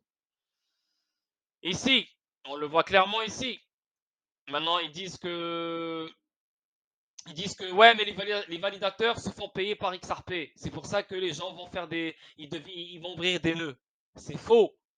Ripple ne donne pas des XRP en récompense pour inciter les gens à ouvrir des nœuds. C'est pas vrai. Si vous exécutez un serveur XRP Ledger, vous participez au réseau. Le coût et les efforts supplémentaires pour exécuter un validateur sont minimes. Ripple évite de payer XRP comme récompense pour l'exploitation d'un validateur afin que de telles incitations ne déforment pas le comportement des validateurs. Donc, n'importe qui va venir, il va commencer à devenir un validateur juste pour ramasser le plus de XRP. Donc, il n'en a rien à foutre du réseau. Pour lui, c'est ramasser le plus de XRP possible. Donc, c'est pour ça qu'il ne donne pas des XRP aux validateurs. Comme si vous avez remarqué chez Casper, il donne des Casper aux validateurs qui sécurisent le réseau de Casper, le CSPR. C'est à ça qu'il sert. XRP, non, on ne vous donne rien, on n'en a rien à foutre. On n'en a rien à foutre. Tu es là, tu veux sécuriser le réseau. Pourquoi? Parce qu'elle parle avec des vraies institutions financières. Elle ne parle pas avec quelqu'un qui vit chez sa mère et il a envie d'acheter sa Lamborghini ou sa Bugatti. Il parle avec des vraies institutions financières, des vraies organisations, des gouvernements, des banques centrales. Eux, ils en foutent là ils sont pas là pour recevoir des récompenses XRP. Tu comprends le délire? Est-ce que vous comprenez ce soir? Est-ce que vous avez compris ce soir? Dans quelle ligue on est en train de jouer? On joue dans la Champions League. Tandis que, imagine, tu es dans le stade, tu as la Champions League devant toi qui joue Real Madrid, Barcelone. Tu es dans le stade, devant ta gueule, ça joue. Et toi, tu es en train de regarder, je sais pas moi, Santa Fe contre le Wydad, là. Je sais pas, là, je dis n'importe quoi, mais façon de parler, c'est abusé, tu vois. La Ligue des Champions, la bordel de merde. Là, ça par rapport. Et pour finir,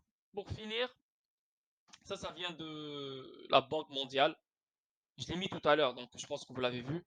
Novembre 2021, la Banque mondiale, Central Bank Digital Currencies for Cross-Border Payments. Tu vois? Et même la Banque même la Banque mondiale, elle a fait une erreur sur les validateurs et c'est pour ça que j'ai fait ce genre de stream. Et je l'ai fait sur Twitter, je pense que vous l'avez vu. Et je les ai pas démontés, mais je les ai éduqués si tu veux. Mais je ne veux pas parler de ça parce que j'ai fait un. Hey, depuis 2 heures que je parle de ça, je pense que vous avez compris. Pas besoin de parler de ce que la Banque mondiale a dit par rapport à ça. Mais il a reconfirmé un autre truc qu'on dit depuis toujours, qu'on dit sur la chaîne YouTube, sur ma chaîne depuis toujours. Les stablecoins pour les paiements transfrontaliers. Oh là là. Global Stable Coin. Avec un prix très high pour subvenir à la liquidité et pour subvenir à tous les paiements qui vont se faire dans le monde parce qu'il n'y en a pas beaucoup. Et il est beaucoup plus rare que le Bitcoin. Parce que de 1, il y a des XRP qui se brûlent à chaque transaction et il n'y a jamais plus aucun XRP qui va se faire comparé à Bitcoin et Ethereum. Chose qu'on ne vous dit pas. On peut créer plus de Bitcoin si on veut. Eh ouais, c'est la vérité. Le terme stablecoin désigne une catégorie de monnaie numérique dont le cours est relativement stable. Maintenant, est-ce que XRP va vraiment devenir un USDT? Non. Il va être stable quand il faut être stable. Tu vois? Stable, à un moment donné, il faut le monter, comme le gold. C'est stable à certains niveaux. Mais à un moment donné, il fluctue, il monte, mais il fluctue pas chaque jour. Il fluctue à des moments précis pendant l'année ou chaque 2 ans, chaque 3 ans. Bah, ça va être la même chose avec le XRP. C'est ce genre de stable. Il va suivre le PIB mondial, pas voilà, stable, genre USDT, ça reste à 20 dollars à jamais.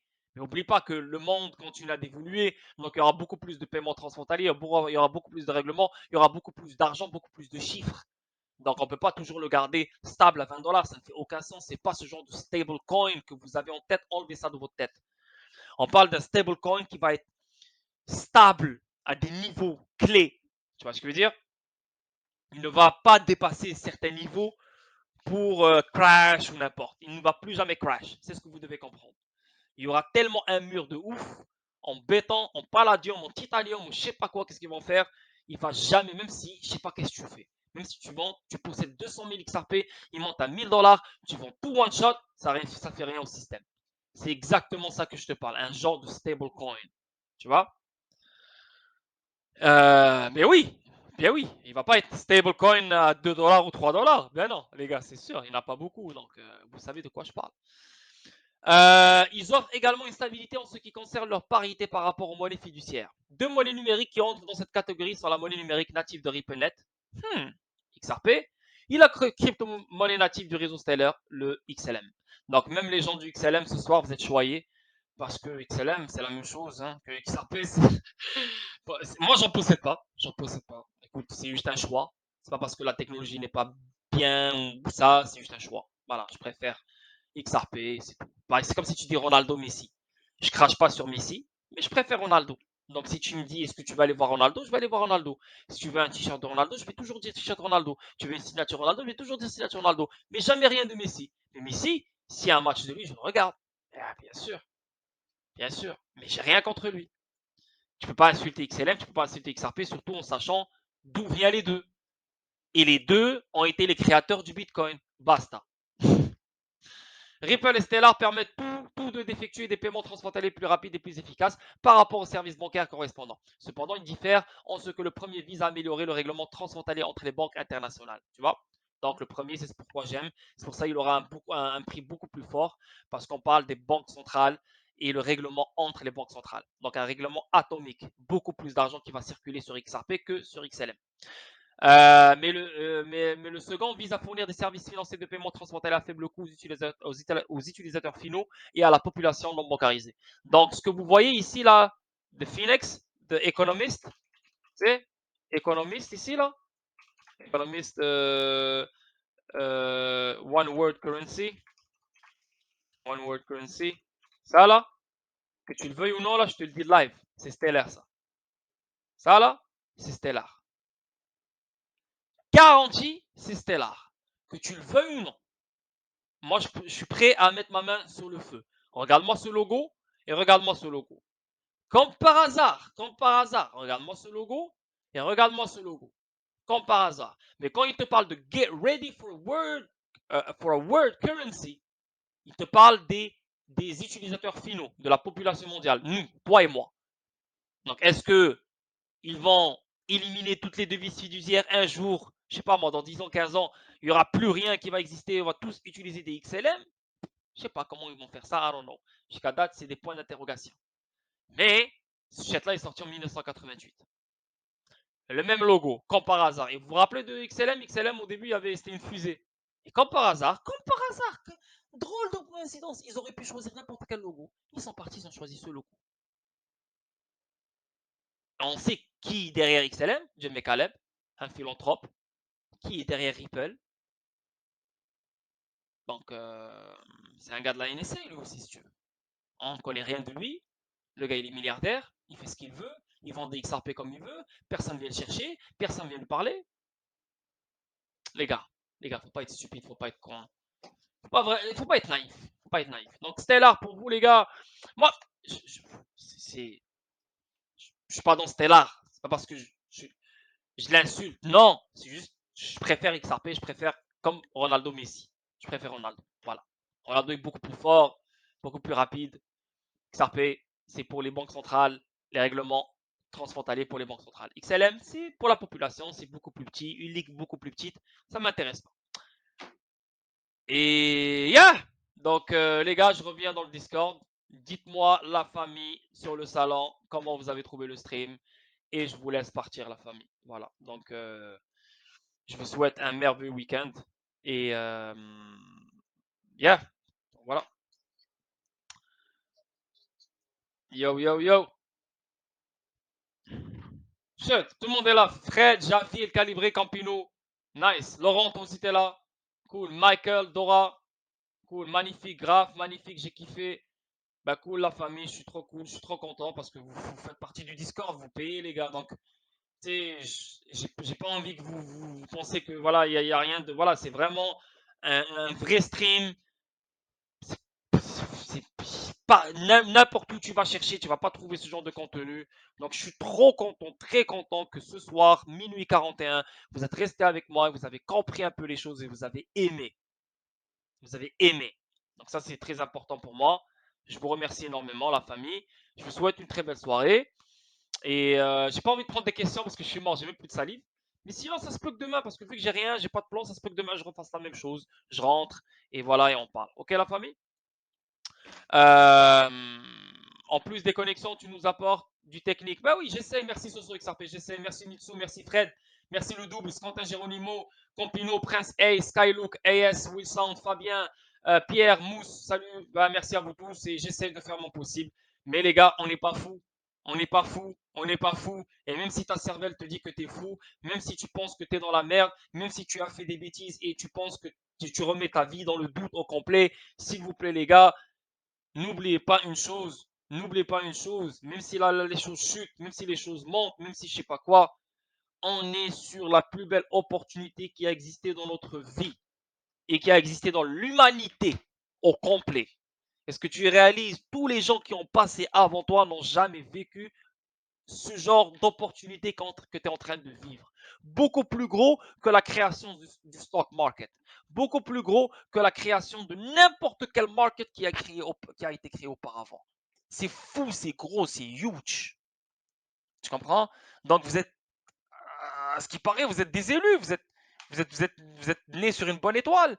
C'est pas parce que tu vois quelqu'un faire de l'argent avant toi que lui il est né sur une bonne étoile meilleur que toi. Non, c'est juste que toi, ton étoile ne s'est pas encore développée. Et avec la crypto, et avec ce que vous faites sur le Discord, et avec l'investissement que vous faites, avec la concentration et la constance que vous avez, votre étoile n'aura pas le choix de sortir de son œuf. Et quand elle va sortir, bah, ça sera des Lambo et des Rolls Royce et des, et des jets privés partout, comme Fred dit, hein. Des jets, mon gars. Ok? Prenez soin de vous, la famille. Moi, je vous quitte. Ciao, ciao. Bonne soirée, bon week-end.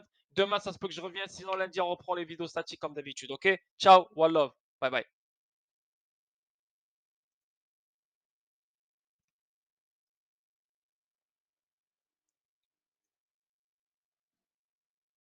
Audio Jungle.